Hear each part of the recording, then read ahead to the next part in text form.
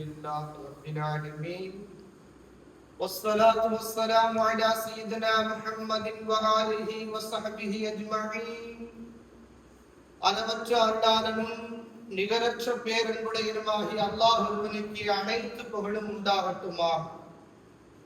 இருளக தூதர் கருணை நாயகம் காருண்ய நபிகள் நாயகம் ஸல்லல்லாஹு அலைஹி வஸல்லம் அவர்கள் மீதும் அவர்களுடைய அடிச்சுவடுகளை அப்படியே பின்பற்றிய சத்திய சஹாபாக்கள், சன்மார்க்க தொண்டர்கள், தாபிகள், தபர் தாபிகள், உலமாக்கள், ஷஹதாக்கள், வடிமார்கள், இறைநேசர்கள், குறிப்பாக அல்லாஹுடைய அடியார்களாக அமர்ந்திருக்கக்கூடிய நபியின் மீதும் அல்லாஹுடைய வற்றா பெருமை என்றென்றும் கொண்டு நிலவட்டுமா. பெருமானார் ஸல்லல்லாஹு அலைஹி வஸல்லம் அவர்கள் தங்களுடைய வாழ்விலே அறிவை கொண்டு ஒரு மனிதரை புகழ்ந்திருக்கிறார்கள் என்று சொன்னால் அது அலியின் கர்ரமுல்லாஹ் வஜஹா பெருமானார் ஸல்லல்லாஹு அலைஹி வஸல்லம் அவர்களுடைய மருமகன் பிள்ளை அலி ரலியல்லாஹு அவர்களை பற்றி தான். ஏனென்று சொன்னால் அவர்களை பற்றி சொல்லும் போது நான் அறிவின் பெட்டகம் என்று சொன்னால் அந்த பெட்டகத்தினுடைய நுழைவு வாயில் அலி ரலியல்லாஹு என்பதாக சொல்வார்கள். நிறைய விஷயங்களை, அறிவார்ந்த பல விஷயங்களை இந்த சமுதாயத்திற்கு கொடுத்திருக்கிறார்கள். அப்படிப்பட்ட அலி ரலியல்லாஹு அவரிடத்திலே ஒரு மனிதர் வந்து கேட்கிறார், என்னுடைய வாழ்க்கையில நான் வியாபாரம் செய்யறேன், பொருளாதாரத்துல எந்த விதமான பரக்கத்தும் என்னிடத்தில் நிற்பது கிடையாது, ஒரு பரக்கத்தினும் அபிவிருத்தி இல்லாமல் போய்விடுகிறது, என்ன காரணம்னு கேட்டார். அப்ப அலி ரலியல்லாஹு அவர்கள் 3 விஷயங்களை கேட்டார்கள். முதல் விஷயம், சுபுகு தொழுது விட்டு தூங்கி விடுவாயா அல்லது சுபுகு தொழாமல் தூங்கி விடுவாயா என்று கேட்கிறார். அதாவது அதிகாலையினுடைய தொழுகைக்கு பின்னால் அதிகாலையினுடைய நேரத்தை எந்திரிக்காமலோ அல்லது தொழுது விட்டோ தூங்கக்கூடிய தூக்கம் இருக்கிறதே, நம்முடைய வாழ்வில் ஏற்படக்கூடிய பரக்கத் தடைபடுவதற்கு ஒரு காரணமாக அமைந்து போகிறது. 2வது கேட்டாங்க,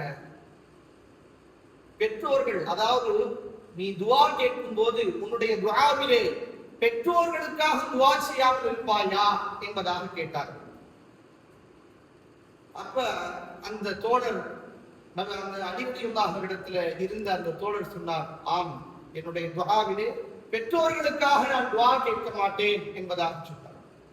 உன்னுடைய பெற்றோர்களுக்காக எப்போதும் துஆ கேள். உன்னுடைய துஆவிலே, உன்னுடைய பிரார்த்தனையில் துஆ மறுக்கப்படுகிறது என்று சொன்னால், துஆ ஏற்றுக்கொள்ளப்படாமல் இருப்பதற்கு ஒரு காரணம், பெற்றோர்களுக்கு துஆ செய்யாமல் இருந்தால் நிச்சயமாக அந்த துஆ என்னங்க அங்கீகரிக்கப்படாது.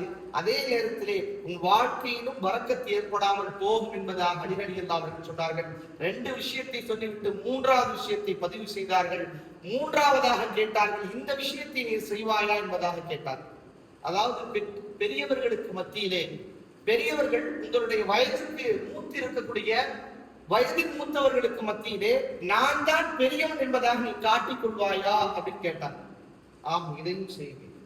அப்ப உன்னுடைய வியாபாரத்திலே பரக்கத் இல்லாமல் போய்விடும். உன்னை எப்போது நீ பணிவாக ஆக்கிக் கொள்கிறாயோ அப்போதுதான் அல்லாஹ் உன்னுடைய வியாபாரத்திலும் உன்னுடைய பொருளாதாரத்திலும் பரக்கத் செய்வான்.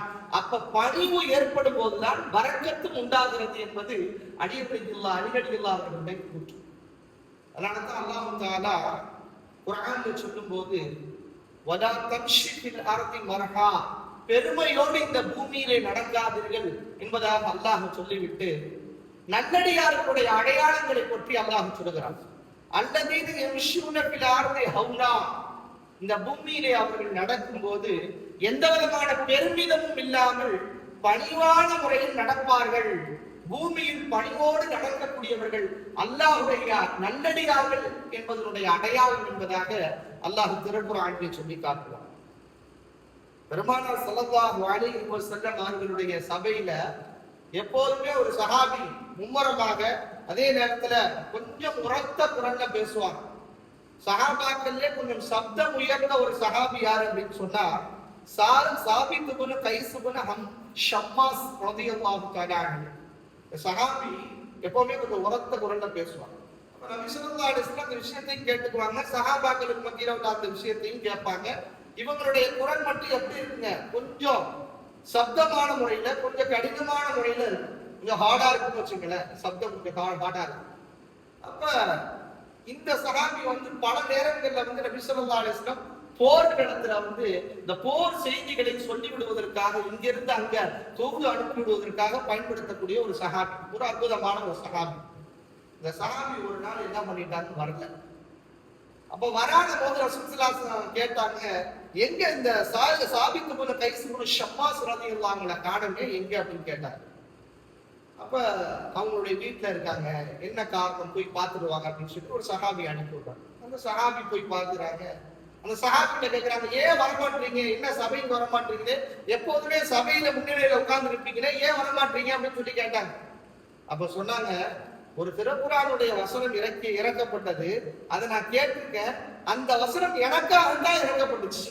என்ன வசனம் அப்படின்னா, லா தர்ஃபஉ அஸ்வாத்தகும் ஃபௌக ஸௌத்தின் நபியி, நபியினுடைய சப்தத்துக்கு முன்னாடி உங்களுடைய சப்தத்தை உயர்த்தாதீங்க அப்படின்னு திருக்குர்ஆனுடைய வசனம் இறங்குச்சு இல்ல. அந்த திருக்குர்ஆனுடைய வசனம் எனக்காகத்தான் இறக்கப்பட்டுச்சு. நான் எப்படி நபிகள் நாயகம் ஸல்லல்லாஹு அலைஹி வஸல்லம் முன்னிலையில போய் உட்காருங்க அப்படின்னு சொல்லிட்டு ஒரு விதமான ஒரு குற்ற உணர்வோட என்ன பண்றாங்க, அந்த சஹாபி இந்த வார்த்தையை பயன்படுத்தும் போது பெருமானார் ஸல்லல்லாஹு அலைஹி வஸல்லம் இந்த விஷயத்தை சொல்லப்படுது, அந்த சஹாபியை அழைச்சிட்டு வர சொல்லுங்க அப்படின்னு சொல்லி திரும்பியும் கூடப்படுது.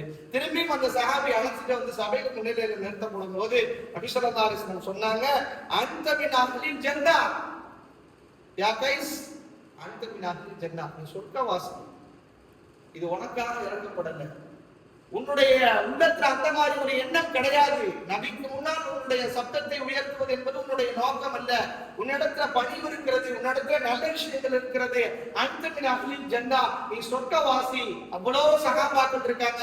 அந்த சஹாபிக்கு மத்தியிலே சொர்க்கத்தை கொண்டு சுபசோபனம் சொல்லப்பட்ட ஒரு சஹாபி இந்த சஹாபி. எதற்காக இந்த சஹாபிக்கு இப்படி சொல்லப்பட்டுச்சு அப்படின்னா, குரல் மட்டுமல்ல நோக்கம், பணிவு என்பது உள்ளத்தில் இருக்க வேண்டும், பெரியவர்களுக்கு மத்தியிலே கண்ணியம் கொடுக்க வேண்டும் என்பதற்கு இந்த சஹாபி ஒரு உதாரணமாக அமைந்து போனார்.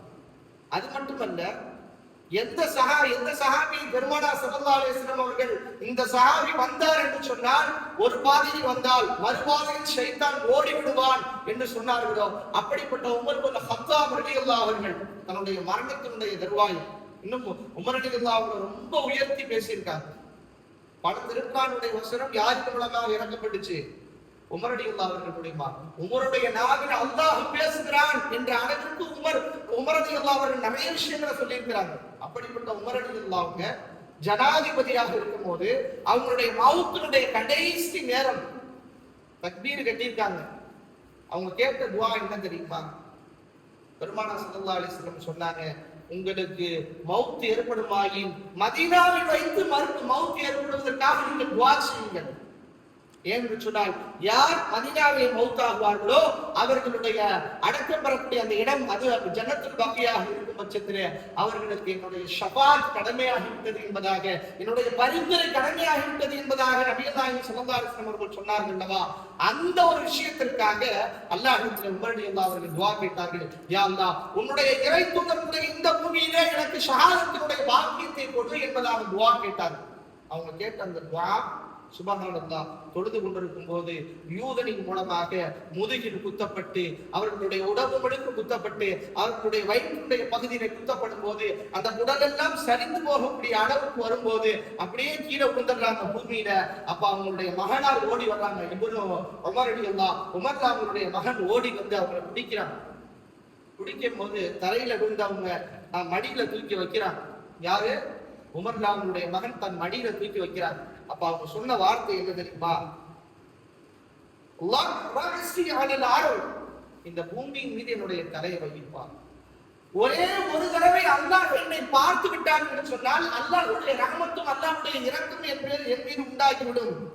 இந்த மதீனாவுடைய ஆட்சியாளர்களுடைய தலை இந்த பூமியில் இருக்கிறது, எந்த விதமான கர்வமும் இல்லாமல் இருக்கிறது என்பதை இந்த உலகம் பார்க்கட்டும், அல்லாஹ்வும் பார்க்கட்டும், நான் பெருமையற்றவனாக இருக்கிறேன் என்று சொல்லி தான் மௌத்தினுடைய கடைசி நேரத்தில் சொன்ன வார்த்தை இந்த வாரம்.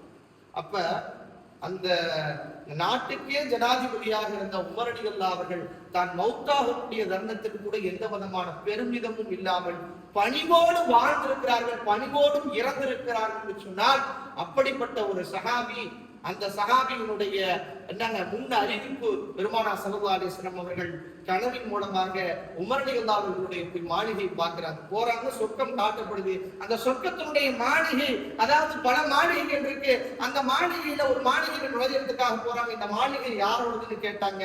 இது உமருடைய மாளிகை, உமருக்காக தயார் செய்யப்பட்ட மாளிகைன்னு சொன்ன காலை திருப்பி எடுத்து வச்சுட்டு அந்த கனவுக்கு பின்னாடி உமர் ரலியல்லாஹு அன்ஹு போய் சொல்றாங்க. இந்த கனவுக்கு உண்டான விளக்கத்துல சொல்லும் போது, உமரே, உமக்காக கட்டப்பட்ட மாளிகையை பார்த்து அதற்குள் நுழையாமல் என்னுடைய காலை நான் திருப்பி எடுத்துக்கொண்டேன் என்று சொன்னால் உமர் ரோசக்காரர் அல்லவா? அவருடைய மாளிகைக்குள் அவரை தவிர வேறு யாரும் போக முடியாது என்பதற்காக என் காலை திருப்பி கொண்டேன் சொல்லும் போது அழுகிறாங்க உமர் ரலியல்லாஹு. அழுகையே வராத, அழுகவே அழுகாத உமர் ரலியல்லாஹு அவர்கள் தன் வாழ்நாளில் அழுது, உங்களுக்கு முன்னால் என் ரோசத்தை காட்டுவேனா என்று சொல்லி தன் பணிவை வெளிப்படுத்தியவர்கள் உமர் ரலியல்லாஹு. அப்படிப்பட்ட உமர் ரலியல்லாஹு அவர்களும் சரி, இந்த உலகத்துல ஒரு மனிதனுக்கு ஏற்படக்கூடிய எல்லா காலகட்டத்திலும் அவனை ஒரு விஷயம் உயர்த்துகிறது என்று சொன்னால் அது பணியை தவிர வேறு ஒன்றுமல்ல. அதனாலதான் அல்லாஹ் தஆலா நல்லடியார்களுடைய பட்டியலில் பணிவை வெளிப்படுத்தக்கூடியவர்களும் இருக்கிறார்கள் என்பதாக அல்லாஹ் காட்டுகிறான். அப்படிப்பட்ட பணிவை வல்ல ரஹ்மான் நமக்கு தருவானாக. வாஹிரு தஅவானா அல்ஹம்துலில்லாஹி ரப்பில் ஆலமீன். அஸ்ஸலாமு அலைக்கும் வரஹ்மத்துல்லாஹி தஆலா வபரகாத்துஹு.